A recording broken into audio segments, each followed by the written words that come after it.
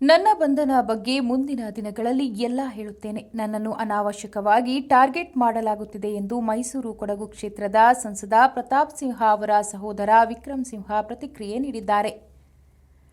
Hassan police ಠಾಣೆಯಲ್ಲಿ ಇಂದು ಹೆಚ್ಚಿನ ವಿಚಾರಣೆಗೆಂದು ಪೊಲೀಸರು ಕರೆತರುತ್ತಿದ್ದ ವೇಳೆ ಮಾಧ್ಯಮ ಪ್ರತಿನಿಧಿಗಳ ಮುಂದೆ ಆಕ್ರೋಶಭರಿತವಾಗಿ ಮಾತನಾಡಿದ ಅವರು, ನನ್ನ ಅರೆಸ್ಟ್ ಹಿಂದೆ ವ್ಯವಸ್ಥಿತ ಪಿತೂರಿ, ಟೈಮ್ ಬಂದಾಗ ಎಲ್ಲವನ್ನೂ ಹೇಳುತ್ತೇನೆ ಎಂದು ಹೇಳಿದರು.